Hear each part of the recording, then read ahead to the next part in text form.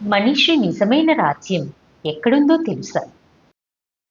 మన మనస్సులోనే. దాన్ని గెలిస్తే మనిషి ఓ సామ్రాట్లా బ్రతుకుతాడు. ఓడితే బానిసలాగే గడిపేస్తాడు. శ్రీకృష్ణుడు గీతాలో అర్జునునితో చెప్పిన మాట గుర్తుందా?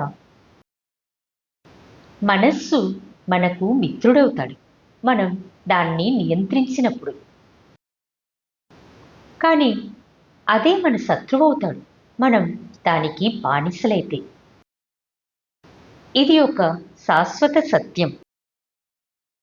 ప్రతి ఉదయం మనకి రెండు మార్గాలుంటాయి. భయంతో జీవించాలా లేక ధైర్యంతో ముందుకెళ్ళాలా? ఇది నిర్ణయించేది మన మనస్సే.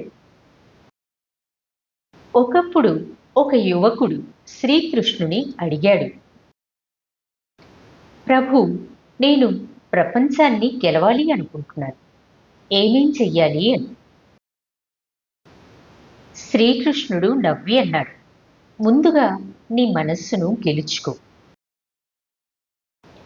ఎందుకంటే అది గెలిస్తే ప్రపంచం నీ ముందే తల వంచుతుంది.